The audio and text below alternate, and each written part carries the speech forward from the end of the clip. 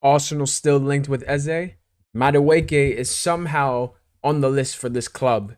And it's July 1st. Where are the signings?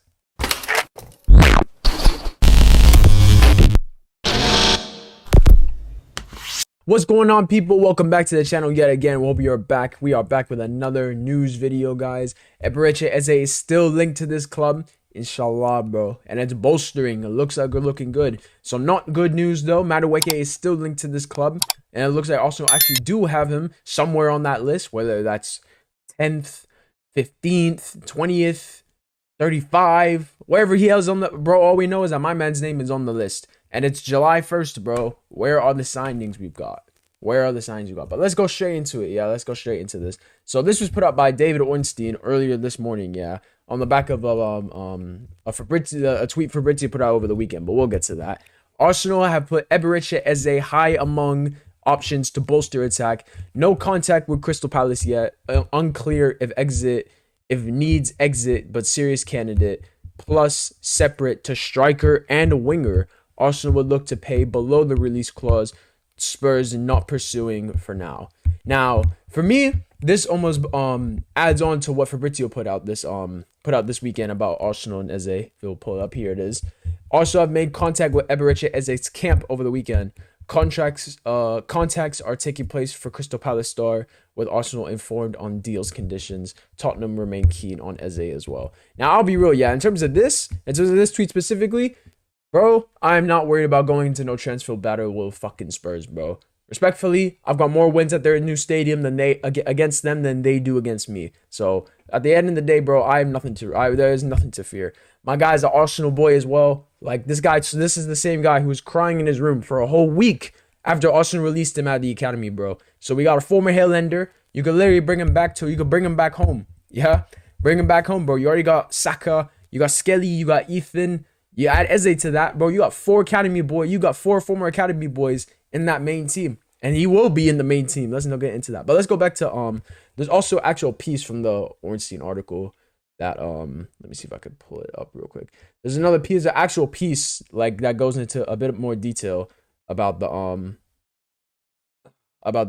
Ornstein comment. If I can just literally flip this.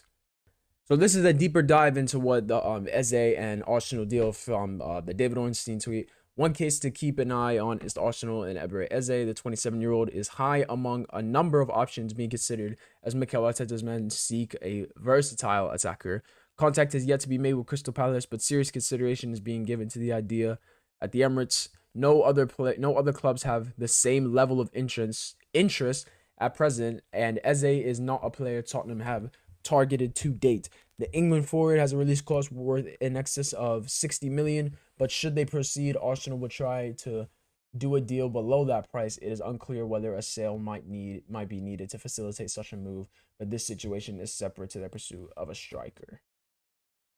So that is the news so far we got on Eberechi Eze. Now, the biggest thing for me in terms of what came out today, which was obviously this piece with David Ornstein, is the fact that the Eze deal is being considered separately to the striker and the winger. So if Eze somehow were to get done with this club, they would still want to go out and get another winger, whether that's backup for Saka or someone on the left. In my opinion, I would go get someone on the left because I feel like Eze is a player who is better through the middle. He plays centrally. I would have him be competition with Odegaard, and then I would actually go get another winger, inshallah, Rodrigo, that could go out and make that left wing spot his, because them two right now, Martinelli, Trossard, offering nothing on that left side. Like, it is a free spot. Like, Eze could go play out there too. He could go play on that left wing because, like, he will hands down be easily the best player you could put there at the minute.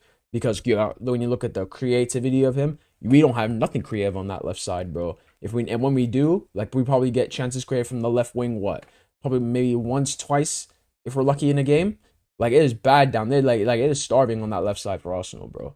But moving on, second set. This is just where it goes downhill, man. It just goes downhill. It just goes down, down, down, down, down. It just gets more vile, more worse as it goes. This is from Florian Plettenberg. This guy's a German journalist. He's put, understand Arsenal have already submitted an offer to Noni Madueke. 23-year-old winger could leave Chelsea in the summer. Talks have started. Madueke is one of several top profiles, and Arsenal are assessing for his position. also still considering a transfer to Rodrigo should he wish to leave Real Madrid. So that this what this tells me right now, when they say submitted an offer to him, like the way he's worded it, it makes it sound like Arsenal have like put like a bid out there for it. Like, by the way, okay, we're nowhere near that. Let's just get that clear. I think they're just talking about like personally, like in terms of like submitted an offer. Whether like the club has like spoke to his agents or like they've spoken to someone in his camp. Like, let's just put it that way. Let's just put they've spoken to someone in his camp, bro. Like that, I think that's what they mean mainly in terms of an offer. But it's good to know that it still sees that also considering to are still considering a transfer for Rodrigo should he wish to leave Real Madrid. Because if that were to happen, we're obviously gonna go nowhere near this deal. Like inshallah, like thank God, bro. Thank Allah, thank Allah, inshallah, all of it, bro. I'm telling you. So yeah, Madueke is pretty low on the list. Like I said, 10th, 15th, 20th. Hell, bro, he could be like the fine, bro. He could be like the fine print on the bottom. Like once you get through the whole list, and then like you get to the very bottom of the paper, like he could be like the little fine print at the bottom. Like you're still part of the list technically, but yeah, that far low, bro. You're that far low. Good lord. Now, would I want KSI near this football club? No, obviously not, because he's not that great on the left. In terms of Saka backup, I feel like it's going to be Ethan heading into next season. I don't feel like he's going to go out there and get an actual right winger. I feel like he'd rather use Ethan in that spot for now while he's like still, while he's still developing. So, and even looking at like that Eze rumor, like that probably confirms that for me more, bro, because you could have easily just gone, you know what, Ethan, you're going to be the Odegaard backup for next season. And then you could have just gone out and be more linked to a winger. But the fact that we're linked with the Eze, someone who's either left side or central, like, in terms of, like, how he's going to fit into the squad, like, if anyone's going to be the backup 10 now, if Eze were to sign, it's going to be him. Like, it's not going to be Ethan. Ethan's probably going to be the Saka backup as it stands right now. And, listen, like, this is the thing with Ethan, right? The more he develops, and because, like, we've seen the potential is very fucking scary, bro. Like, we've seen the way, like, we've seen the ability of this kid. If he keeps growing and growing and growing and growing and growing, bro, you're just gonna get to a point where you're eventually gonna have to find a spot for him in the team. Obviously, that could be like 2-3 years down the line. The brother's like 18 years old, bro. He's just got allowed to change in the main team dressing room. My guy was going to Girona away and changing in the freaking other room, bro, because he couldn't do it because he was that young. It's ridiculous. But now, as the final piece to wrap this up, now as I said twice in this video, I said it's July 1st. Where are the signings? I literally was screaming it, bro. I was like, where are the signings? We have no signings. It's July 1st. That's all I kept getting told. Well, we fucking do, boys. And it's fucking Kepa, yeah?